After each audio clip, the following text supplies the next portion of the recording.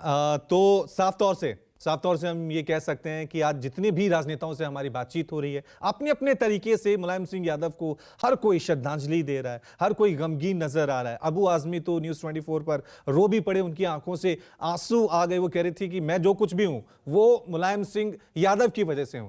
तो मुलायम सिंह यादव ना सिर्फ समाजवादी पार्टी के संस्थापक, बल्कि उन्होंने देश को ऐसे कई राजनेता दिए जो भारत की सियासत में आज कई ऊंचे पदों पर मौजूद हैं। और यही वजह है कि आज जब यह खबर सुबह सामने आई तो श्रद्धांजलि देने का तांता लग गया।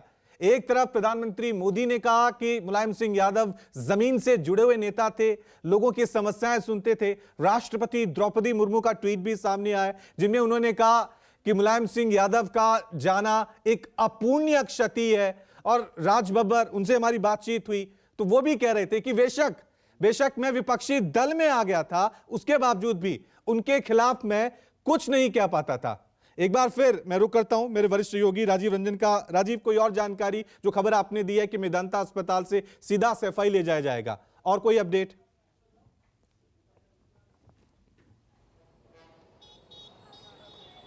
अभी यही है कि उनको सैफई ले जाने की तैयारी कर ली गई है, वहीं पर उनका अंतिम संस्कार किया जाएगा। वही सैफई जो उनका गांव है, उनका घर है, और उसी सैफई से निकल करके वो यहाँ तक का उन्होंने सफ़र तय किया। देखिए, लोग अपने गांव को या अपनी जड़ों की बातें, अपने परिवार की बातें नेता बहुत करते हैं, लेकिन एक मामले में मुलायम सिंह यादव एक और मामले में सारे नेताओं से अलग है। जब से वो राजनीति में हैं, विधायक, मंत्री, मुख्यमंत्री, रक्षा मंत्री, ये सब बनना और उसके बाद अपनी ज़मीन और जड़ों से जुड़े रहना एक अलग तरह की बात है। मुलायम सिंह यादव पूरी ज़िंदगी उन्होंने अपने होली का त्यौहार अपने सैफई में अपने लोगों के साथ मनाया। दूसरी बात, सैफई के लोगों से मैंने देश में दूसरा कोई नेता ऐसा नहीं देखा जो अपने गांव में जाता हो और खाट पर बाहर बैठ जाता हो और उसके अगल बगल के लोग बिना किसी पद, पैसे, प्रतिष्ठा वाले लोग उसी ठाट से आते हो, उसी खाट पर बैठ जाते हो, अगल बगल बैठ जाते हो और बोलते नेताजी कब आए, अब की तो बहुत दिन लगा दिया आने में। तो और वो बोले अरे क्या करे, थोड़ा उधर लोकसभा था, उधर राज्यसभा था और व्यस्त थे, आना चाह रहे थे। ऐसी बातचीत किसी ने नहीं देखी। आपको मालूम है, सैफई के एक प्रधान थे दर्शन यादव, जो मुलायम सिंह यादव के बचपन के मित्र थे। जब तक वो जिंदा रहे, अभी कुछ दिन पहले उनका निधन हुआ, जब तक वो जिंदा रहे तब तक सैफई के निर्विरोध प्रधान थे। और उनकी ऐसी तूती बोलती थी, अगर वो लखनऊ जाते थे तो अगर इसकी जानकारी मुलायम सिंह यादव को हो जाती थी तो सारे सुरक्षा गार्डों को पहले से ही निर्देश दे दिया जाता था कि अगर उनको रोका, अगर उनको टोका तो वो बीच से ही वापस चले जाएंगे, क्योंकि उनको हमेशा ये लगता था कि नेताजी पर उनसे ज़्यादा किसी को अधिकार नहीं है और किसी सिक्योरिटी वाले की इतनी हिम्मत नहीं है जो उनको आने से रोक सके। मुलायम सिंह यादव जब सैफई अपने गाँव जाते थे तो हर शाम सिर्फ दर्शन सिंह यादव के साथ अकेले कुछ वक्त ज़ाया करते थे। मेरी भी उनसे बहुत बार मुलाकात हुई। बहुत दिलचस्प तरीके के आदमी थे, बड़ी प्रतीकों में, मजाकिया लहजे में वो बातें किया करते थे। आपको पता है, अखिलेश यादव जब पैदा हुए तो उसी दर्शन सिंह यादव जो वहाँ के प्रधान थे सैफई के, उन्होंने ऐसे बातचीत में कहा इसका नाम टीपू रख देवें। तो वहाँ गांव के और लोगों ने, चूँकि बहुत सैफई पुराना कहता हूँ, बहुत पिछड़ा और पढ़ाई लिखाई का कहीं कोई मतलब भी नहीं था वहाँ के लोगों का, तो वहाँ टीपू किसी को नाम पता ही नहीं था। तो गांव के कुछ लोगों ने कहा कि अरे प्रधान जी, क्या ये टीपू नाम रख रहा, कुछ कायदे का नाम रख दे। और इनके यहाँ तो पहलवानों से जुड़े नाम ही ज़्यादा रखे जाते थे। तो गाँव वालों को दर्शन सिंह यादव ने कहा कि तुझे पता है, टीपू सुल्तान हैदर अली का बेटा था, हैदर अली से बड़ा हुआ था, इसलिए मैं इसका नाम रख रहा टीपू अखिलेश का। दर्शन सिंह यादव ने नाम रख दिया और वही नाम टीपू अखिलेश यादव का आज तक है। देखिए, एक मामले में और मैं आपको कह दूं, बहुत सारे लोग, हम आप और कार्यक्रम देख रहे लोग, थोड़ा पद, थोड़ा पैसा, थोड़ा प्रतिष्ठा, थोड़ी प्रसिद्धि हासिल कर लेते हैं तो अपने आप को बहुत व्यस्त दिखाने लगते हैं। एक राजीव जी, मैं एक किस्सा जो मुझे याद आ रहा है, मुझे लग रहा है कि आप उसे अच्छे तरीके से एक्सप्लेन कर सकते हैं। जब अखिलेश यादव मुख्यमंत्री बने थे तब यह कहा जा रहा था कि शिवपाल यादव भी अपनी दावेदारी पेश कर रहे थे। वो जो समस्या एक सामने आई थी समाजवादी पार्टी के सामने, उसका समाधान कैसे निकाला था, वो किस्सा मैं आपसे सुनना चाहूंगा।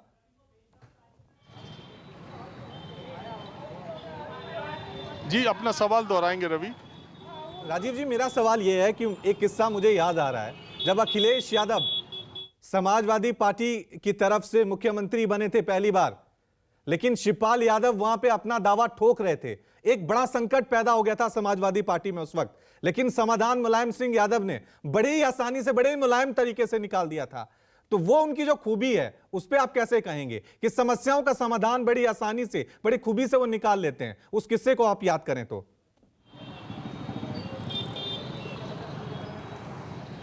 देखिए, ऐसा नहीं है। मुलायम सिंह, मैंने आपको क्या कहा, दिमाग का इतना तेज नेता तो कोई पैदा ही नहीं हुआ, और दिल का इतना बड़ा साथ में।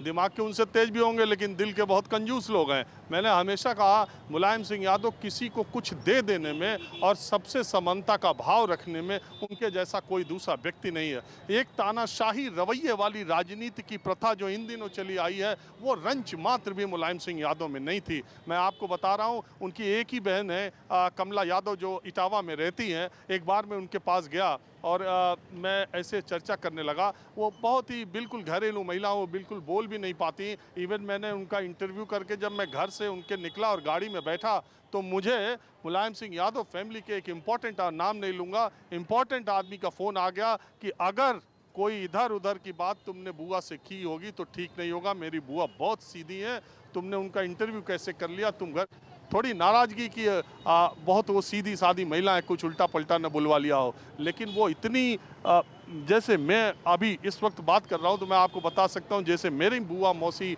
माँ है जिस तरीके की, बिल्कुल कमला जी वैसी ही थी और वैसे ही वो बोल पाती थी। उन्होंने कोई राजनीति की बात नहीं की, लेकिन एक बात जो उन्होंने मुझे की वो ताजिंदगी मेरे दिमाग में खटकती रहती है। उन्होंने कहा कि आप यहाँ आए हो, आपको मुलायम सिंह नेताजी 4 बार 3 बार के मुख्यमंत्री, विधानसभा के विधायक, रक्षा मंत्री, ये सब राष्ट्रीय अध्यक्ष, ये सब आपको पता होगा। मुझे सिर्फ ये पता है कि इस देश में मेरे भाई जैसा भाई कोई दूसरा नहीं है। इस मुकाम पर पहुंचने के बावजूद भी मेरे भाई रक्षाबंधन के दिन कहीं भी हो, मुझसे राखी बनवाने उसी मुहूर्त पर आते हैं जो मुहूर्त सबसे अच्छा होता है। और मुझे, मेरा गर्व से सीना चौड़ा हो जाता है जब रक्षाबंधन के दिन पौ फटते ही, सुबह होते ही समाजवादी पार्टी के 3, 4, 5 जिलों के लोग हजारों की संख्या में यहाँ खड़े हो जाते हैं कि मुलायम सिंह यादव नेताजी अगर स्वस्थ होंगे तो आज अपनी बहन से राखी बंधवाने जरूर आएंगे। और वो हमेशा आते हैं। मुझे इस बात का फक्र है कि मेरा भाई जैसा है, यहाँ तक पहुँचने के बाद मेरे भाई जैसा भाई मैंने देखा नहीं। आजकल नए नए बच्चे छोटी छोटी नौकरियों में, छोटे छोटे काम में फंसे हुए हैं और रक्षाबंधन के दिन अपनी बहन को याद क्या करेंगे? वो कभी राखी बंधवाने नहीं पहुंचते हैं। और नेताजी 75-77 साल की उम्र तक भी आज तक मुझे याद नहीं है कि वो स्वस्थ रहे हो। अगर रहे हो यहाँ तो वो मेरे पास ना हो। मैं उनके पास राखी बांधने कभी नहीं गई, वो राखी बंधवाने मेरे पास आए। दूसरी बात उन्होंने एक कही थी कि नेताजी को अचार खाने का बहुत शौक है। हमेशा अपनी पूरी ज़िंदगी उन्होंने माँ के हाथ का बनाया हुआ अचार खाया, और जब से माँ नहीं रहती है, ये अचार बनाने का तरीका मुझे मालूम था, वो अब मेरे हाथ का अचार खाते हैं। और उन्होंने बहुत उससे घमंड से भी ये कहा कि आपको मालूम है कि जब अचार ख़त्म होने वाला होता है तो नेताजी मुझे फ़ोन करके कहते हैं, कमला तेरा अचार ख़त्म हो गया, आप वो जा रहे हैं, ये जा रहे हैं, और उन्हें अचार भेज देना। और कई बार तो वो जब हेलीकॉप्टर से सैफई आए तो अपने हेलीकॉप्टर में मेरा अचार लेकर के गए। देखिए, एक आदमी जो इतनी ऊंचाई पर है, अपने रिश्तों को इस ऐसी संजीदगी से, माँ, भाई के साथ, बहन के साथ, बेटे के साथ, ऐसे ही अखिलेश यादव मुख्यमंत्री नहीं बने थे। आपको याद होगा क्रांति रथ यात्रा उन्होंने निकाली थी, वो किसके दिमाग की उपज थी? और अखिलेश यादव को पूरे उत्तर प्रदेश की सभा यात्रा पर उन्होंने निकाल दिया। और अखिलेश यादव को एक तरह से बैटन उन्होंने 2017 के चुनाव से, 12 के चुनाव से पहले दे दी थी। मैं सारे चरणों के चुनाव के बाद जब सैफई गया था और नतीजे आने में एक दिन बाकी था, तो अखिलेश यादव वहाँ ऐसे ही एक्ट कर रहे थे जैसे कि आने वाले वो मुख्यमंत्री हैं। वो उसी तरीके से बातचीत, उनका लहजा, उनकी सारी चीज़ें वैसी थी। मुलायम सिंह यादव ने ये काम बहुत सोच समझकर पहले से कर रखा था। उन्हें मालूम था कि जब इस बात का ऐलान होगा तब कुछ विरोध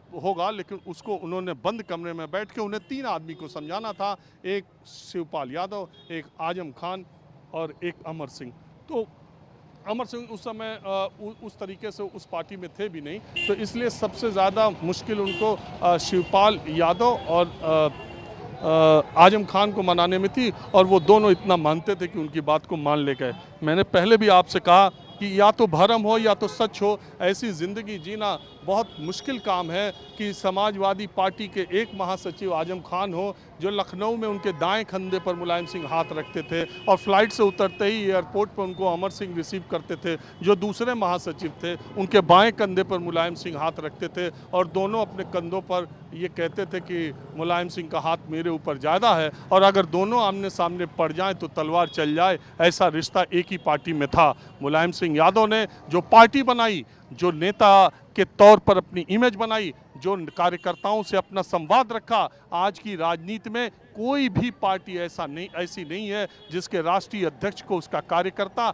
एक अदना सा कार्यकर्ता या एमएलए तक मैं कहता हूँ या एमपी भी, किसी पार्टी का ये हैसियत नहीं रखता कि वो अपने पार्टी के मुखिया को डायरेक्ट फ़ोन लगा सके। मुलायम सिंह ने ये आज़ादी उत्तर प्रदेश के सारे जिलों के कम से कम 10-5 लोग तो ऐसे हैं ही जो ना एमएलए हैं, ना एमपी हैं, ना जिन्हें कभी टिकट मिला है, लेकिन वो 1 मिनट के अंदर मुलायम सिंह यादव को लाइन पर ले लेते थे। आजमगढ़ में एक घोसी जगह है, वहाँ के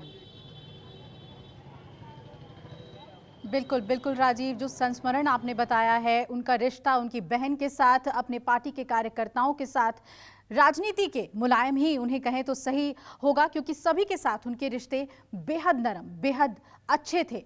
नमस्कार, मैं हूं मानक गुप्ता। अगर आपको हमारा ये वीडियो पसंद आया हो तो इसे लाइक और शेयर जरूर करें और हाँ, हमें सब्सक्राइब और फॉलो करना ना भूलें ताकि आप देश और दुनिया की कोई खबर मिस ना करें। तो जुड़े रहिए हमारे साथ और देखते रहिए न्यूज़ 24।